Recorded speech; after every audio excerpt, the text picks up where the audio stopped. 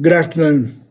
Today I want to talk about real quickly about two assessment tools that I use basically every day in my classroom. These two tools have been very important to my high school aged self-contained class, and I'd like to, present just a little bit of it to you. It's going to be hard to go into a lot of depth right now, but just show you parts of it, what I like, what I don't like about it, and see if I can convince you to use these in the future in your classroom. The two programs are called Nearpod and Kahoot. And I'll start with Nearpod. Nearpod, what I have been using Nearpod more of lately for is honestly to do whole classroom teaching. I use Kahoot typically as a ticket out the door or as just a way to break the monotony up a class. That way they're having a little more fun with it. But Nearpod typically I do use as a way to instruct the entire class for an extended period of time. The two things I like about this the most is these two functions right here, the live participation and the student paced settings here. The student pace is real simple. It is a way to give them work or give them whatever we're talking about that day. They can actually, so I'll select that for them. They will then go back to their Chromebooks, work on it, and it's at their own pace. And it gives me the ability to walk around the room, to be in close proximity to the students, and to help them if need be. The live participation allows me to actually run the lesson myself. It will be on my smart board up there, but it also controls their computer because I will actually send this assignment through Google Classroom, and so I can control their computer. There's a lot of little things they can do in there as far as they can answer questions. I've seen some virtual reality videos they can watch and do on their own. There's little experiments. So there's all kinds of stuff. It's really, to me, almost like a virtual classroom in a lot of ways. And it has been very successful for me is using it as like I said, an entire classroom approach. Kahoot to me is more of a ticket out the door type thing.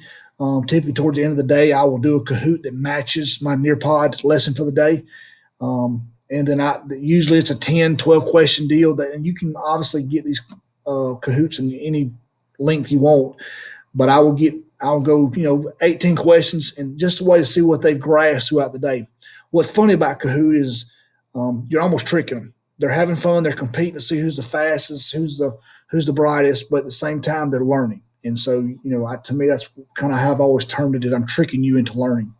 So that's kind of how I look at these two. To me, Nearpod, again, is a whole class type deal. You can use it as a ticket out the door, but this is how I use it. And Kahoot, to me, is more of a ticket out the door or just a way to change pace in the class. The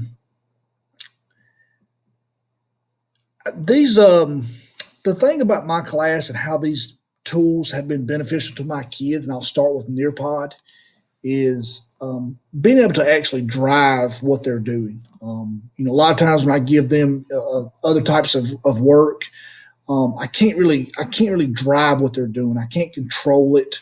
I do like the live participation where I can get up there and like I use the term drive, but where I can drive what they're doing. I control the pace at what they're at. I can go back and do it on their own. I know the speed they're going. My kids are bad about going too fast, just trying to complete an assignment. And this is what's great about this. The student pace, I do that very little, but I do, with some concepts I feel like they can handle, I will do it on those days. Kahoot is the thing that's beneficial about this to me is it's fun. I mean, it's a lot more fun.